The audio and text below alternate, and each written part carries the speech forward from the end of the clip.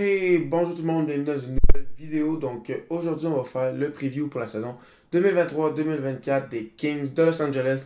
Vraiment, sans plus tarder, on va regarder les statistiques pour la saison 2022-2023 pour cette équipe-là. Donc, si on regarde pour les joueurs, il y a Kempe qui a mené l'équipe avec 41 buts, Kopitar avec 28 et Arvidsson avec 26. C'est ça, pour les points, on a Kopitar 74, Fiala 72. Il faut dire que Fiala n'a pas joué la saison complète, il a été blessé. Et Kempe 67. Donc, il y a quand même beaucoup de joueurs qui sont capables de faire des points dans cette équipe-là. En plus de ça, tu as des joueurs comme Kopitar, Dubois, Dano qui sont très bons dans les deux sens. Donc vraiment, il y a un bon mix dans cette équipe-là. Donc si on regarde pour les gardiens de but, il y a eu beaucoup de gardiens de but. Et comme vous pouvez voir, il y en a beaucoup qui sont plus là. Donc il y a Phoenix Coldplay avec un 903 de pourcentage d'arrêt, 4.7 goal save above expected. C'est quand même une excellente saison pour Coldplay. Est-ce que c'est une saison assez bonne pour dire que ça va être un gardien qui va les amener aux grands honneurs? Ça, je le sais pas, je le pense pas.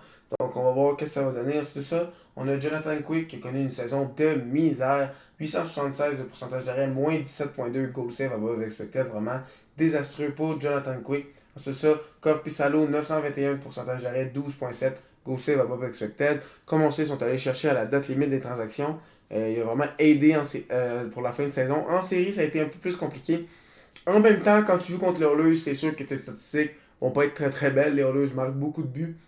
Mais vraiment, il n'a pas fait ce qu'il devait faire en série. Donc, ils n'ont pas re-signé Corpissalo. Il est parti aux agents libres à Ottawa. Donc, lui non plus, il n'est plus là avec l'équipe. Ensuite ça, Carl Peterson, vraiment été désastreux. 868 pourcentage d'arrêt, moins 9.3. Goal save above expected. Il y a quelques années, on pensait que c'était le remplaçant de Jonathan Quick. Ça allait être lui le prochain gardien de cette franchise. Mais finalement, lui aussi n'est plus là. Il a été échangé aux Flyers comme ils se sont débarrassés. Donc, vraiment, trois gardiens qui sont partis, mais Copley est resté. Donc, on va voir ce que ça va donner pour les gardiens de but. Donc, si on regarde les statistiques d'équipe, ils ont fini avec 104 points, 47 victoires, 3e de la Pacifique, 10e de la Ligue nationale de hockey. Si on regarde l'avantage numérique, honnêtement, j'ai été un peu surpris dans ma tête. Les Kings, c'est pas une équipe fantastique en avantage numérique, mais finalement, oui, ils ont été 4e avec 25.3. Donc, vraiment une très très belle avantage numérique. Mais des avantages numériques, ça a été plus compliqué avec 24e de la Ligue, 75.8 de désavantage numérique. Donc ça va être à améliorer.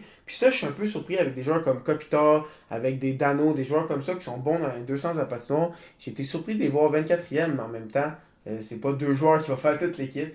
Donc pour les buts pour, sont à 274, 10e de la Ligue, ce qui est très très bon. Pour les buts contre, 16e, 254. Donc ça pourrait être amélioré. Mais si tu trouves un meilleur gardien, ça aussi, ça pourrait grandement améliorer les buts contre. Quand tu vois que tu as joué 4 gardiens, dont deux qui ont été vraiment mauvais, un qui a été correct, puis l'autre qui n'a pas joué beaucoup, c'est sûr que c'est pas, tu ne seras pas premier dans les buts contre. Donc, si on regarde les joueurs qui sont partis, les joueurs qui se sont additionnés, il y a plusieurs joueurs qui sont partis. Plusieurs sont partis dans l'échange de Pierre-Luc Dubois. Donc, tu as Villardy, Iafalo, Kupari, Kohler, Walker, Dursey, Corpissalo et Peterson. Donc, Corpissalo, Peterson, j'en ai parlé un peu plus tôt, les deux gardiens qui sont partis. C'est ça, dans l'échange de Dubois, Villardy, Iafalo, les gros morceaux sont partis. Donc, est-ce que ça va valoir la peine? Moi, je pense que oui, Dubois, c'est quand même un très bon joueur. Il joue physique, il peut jouer dans les deux sens de la patinoire, il peut jouer sur son avantage numérique. Même s'il ne fait pas de points, il va être gossant. Donc, vraiment, je trouve que c'est une belle ajout. Puis ça amène beaucoup de profondeur à cette équipe-là. Ça met un Philippe Dano sur un troisième trio. Donc, c'est très, très bon. Mais une échange que j'ai vraiment pas compris, c'est qu'ils ont échangé Sean Dursey contre un choix. Ok, je peux comprendre, tu as reçu un choix de deuxième tour. Si tu regardes les statistiques l'année passée, Chandersy, c'est le défenseur qui a fait le plus de points avec l'équipe, si je me trompe pas. Si c'était pas le premier, il était dans les meilleurs. Il était encore très jeune. C'est pas comme si tu avais trop de défenseurs dans cette équipe-là. Il y avait une très belle place encore dans l'équipe.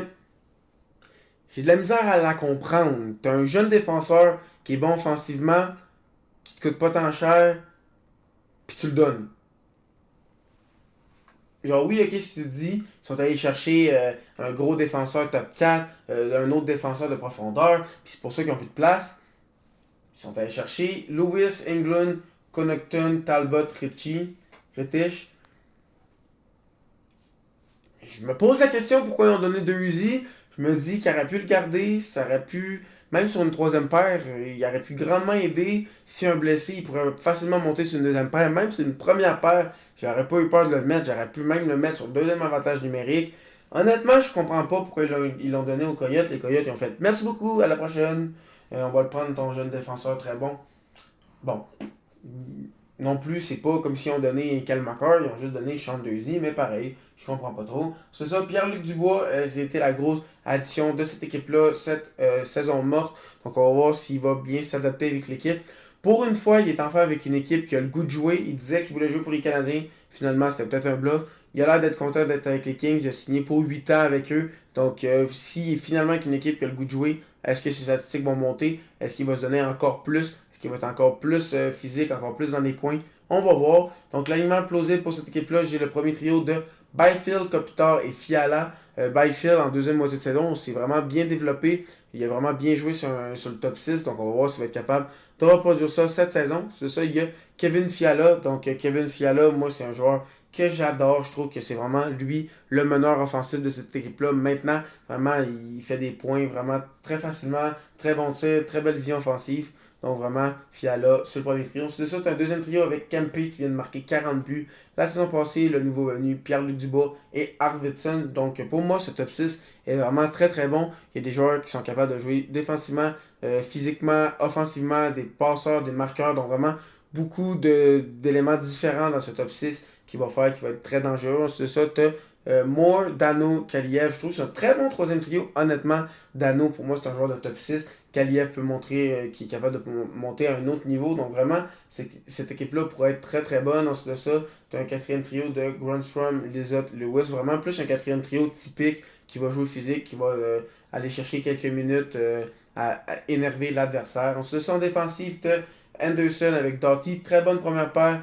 Mickey Anderson, un joueur underrated. Ensuite de ça, comme deuxième paire, tu as Gavrikov qui était allé chercher l'année passée à la date limite des transactions et ils l'ont re-signé. Donc moi je trouve que c'est une très belle un mouvement qu'ils ont fait de le re-signer. Il est quand même très bien fait avec l'équipe, avec Matt Roy. Donc vraiment, je pense plus c'est Matt Roy. Je pense que c'est un anglophone. Donc c'est une très belle deuxième paire. Ça aussi, ensuite de ça, troisième paire, tu as Burchfoot et Clark. Donc comme je vous ai dit, Sean Durzi, je l'aurais clairement mis à la place de Brochfoot, désolé de mal prononcer. Donc je l'aurais mis clairement Sean Durzi à sa place. Durzi, Clark, ça aurait été une très belle jeune paire, fun à regarder. Mais ils ont décidé de l'échanger. Peut-être que dans le futur, ils demandaient trop d'argent. On va voir pourquoi la raison. Ensuite, ça, dans les buts, Phoenix Coldplay avec Cam Talbot. Il y a aussi David Rittich. Vraiment, je pense que les trois vont faire le camp d'entraînement. Puis les deux meilleurs vont faire l'équipe. Parce que vraiment, il n'y a pas de numéro un vraiment à dire ah, c'est sûr que c'est Talbot. Ah, c'est sûr que c'est Coldplay. On le sait pas. Les trois, c'est des gardiens qui sont capables de faire la job, mais rien d'incroyable. Donc, si j'avais à dire un problème avec cette équipe-là, c'est vraiment dans les buts. Est-ce qu'ils ont vraiment leur gardien qui peut les amener à un autre niveau? Selon moi, je pense pas qu'ils ont le gardien pour se rendre à un autre niveau. Donc, on va voir qu'est-ce que ça va donner. Mais ça reste une excellente équipe. Surtout la profondeur des trois premiers trios, je la trouve incroyable. Donc, surtout dans les centres, Kopitar, Dubois, Dano. Honnêtement, je sais pas qui pourrait avoir des meilleurs centres qu'eux. Honnêtement, c'est un très bon 1-2-3. Donc, si on regarde les joueurs en extra, on a Jared Anderson Dolan, Samuel Vajemo. En défensive, on a Andreas Englund, Jacob Moevera et David Rittich dans les buts. Donc, vraiment, les extras, c'est pas tant fameux. À part dans les buts, je trouve que Rittich comme troisième gardien, ça fait très très bien. Donc, pas tant d'incroyable. Et pour les recrues, les prospects, on a Francesco Pinelli, Alex Turcotte et dans la défensive, Jordan Spence. C'est peut-être aussi pour ça qu'ils ont échangé Sean Durzi. Peut-être qu'ils voient Jordan Spence être le prochain défenseur à venir et qu'ils veulent faire de la place pour lui. Peut-être qu'il va déjà cette année faire le saut. Je pense pas qu'il est prêt tout de suite, mais il pourrait surprendre. Turcotte, à cause des blessures, il a l'air de pas vraiment se développer, donc on va voir ce que ça va donner. Mais ça reste quelques bons prospects qui pourraient aider dans le futur cette équipe-là. Donc on va voir ce que ça va donner pour les Kings de Los Angeles. Donc dites-moi dans les commentaires si vous pensez que les Kings vont rester une équipe forte. Selon moi, ils vont finir clairement top 3 de leur division. J'ai même une surprise, je les vois devant Vegas, je les vois être deuxième de cette division-là.